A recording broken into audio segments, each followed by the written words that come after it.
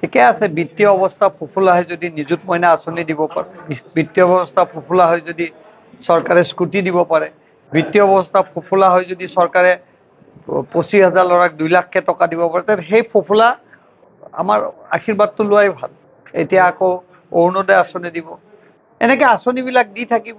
আজি অসমক অসমীয়া ধ্ৰুপদী হিচাপে স্বীকৃতি পালোঁ। আজি আমি অসমত হয়নে এটা অসমীয়া ভাষাৰ স্বীকৃতি পালোঁ।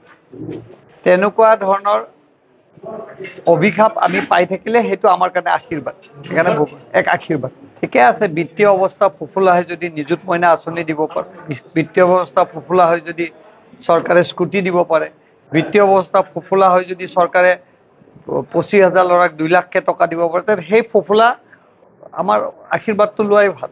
এতিয়া আকৌ অৰুণোদয় আঁচনি দিব, এনেকৈ আঁচনিবিলাক দি থাকিব। আজি অসমক অসমীয়া ধ্ৰুপদী হিচাপে স্বীকৃতি পালোঁ। আজি আমি অসমত হয়নে এটা অসমীয়া ভাষাৰ স্বীকৃতি পালোঁ। তেনেকুৱা ধৰণৰ অভিশাপ আমি পাই থাকিলে সেইটো আমাৰ কাৰণে আশীৰ্বাদ, সেইকাৰণে এক আশীৰ্বাদ।